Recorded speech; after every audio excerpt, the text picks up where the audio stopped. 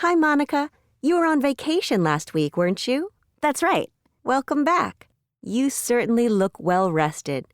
Did you go anywhere nice? I thought about staying with my sister at her place on the coast, but in the end, I just opted for a staycation. So you were in the city the whole time?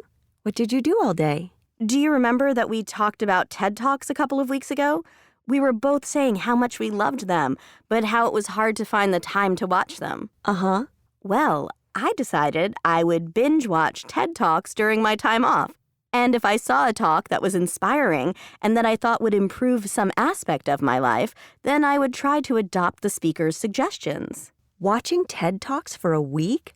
Wow! But how did the idea occur to you? And how many talks did you watch? Recently, I've been feeling that my life is kind of stale.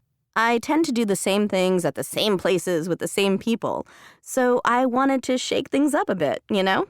But I really didn't want to spend any money, so watching TED Talks seemed like a natural choice. As to how many talks I watched, I guess I averaged 7 or 8 talks a day, so it was probably close to 50 total. 50? Wow, that's impressive. So what insights can you share? What ingenious ways to improve your life did you come across? One of the first talks I watched was by a woman named Angela Lee Duckworth. She was a management consultant who quit her job to become a teacher, and she spoke about how she found that the kids in her class who were most likely to succeed were the ones who had something she called grit. Did you say grit? Yeah. She defined it as perseverance, stamina, the ability to keep working at something for a very long time. She said that kids with grit were more likely to graduate. And for workers with grit, the same was true in terms of keeping their jobs. Then she mentioned a professor at Stanford called Carol Dweck, who's done research into this. And luckily, Dweck has done a TED Talk too, so of course I watched that. It was fascinating. She talked about something called a growth mindset. This is basically the idea that some people keep working and keep learning because they are confident they will get better.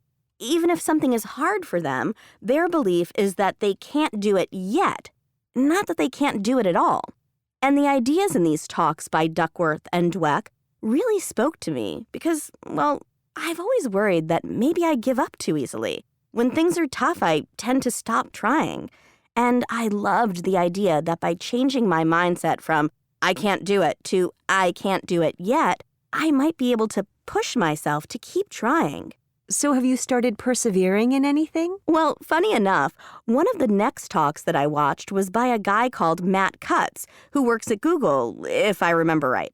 Anyway, the idea he wanted to share in his talk was simple. Basically, he decided he would try something new and challenge himself to do it for 30 days. As I said, I felt like I was stuck in a rut a little bit, and I wanted to push myself to do new things and persevere. So I found his talk inspiring. Cutts did this for a whole year, I think. So he did something new every month and kept at it for 30 days. He said that doing this had a big impact on his life and helped him become more self-confident and more adventurous. So have you started doing something new and been able to stick at it? Yeah, I'm under a self-imposed ban on using any social media. What? No Facebook or Twitter or Instagram? You're going to do that for a whole month? Wow, that's going to be so hard. I'm on day 6 today, and you know what? It's been a lot easier than I expected. I posted messages on every site explaining what I was doing and why, and then I just stopped. The first couple days were hard, but now it's easy, and to be honest, I love it. I used to feel like I was busy all the time, which stressed me out, but now I'm not spending hours updating and tweeting and what have you. I'm a lot more relaxed. Of course, it's been so easy that I haven't felt like I'm developing much grit, but I can work on that in other ways. Well, good for you. I've actually been thinking of cutting back on social media myself, but hearing you talk about cutting it out entirely tempts me to try that too. Anyway, I've got to get to a meeting, but lunch today? I want to hear more about the other great talks you watched. I'll drop by your office around 12:30, okay?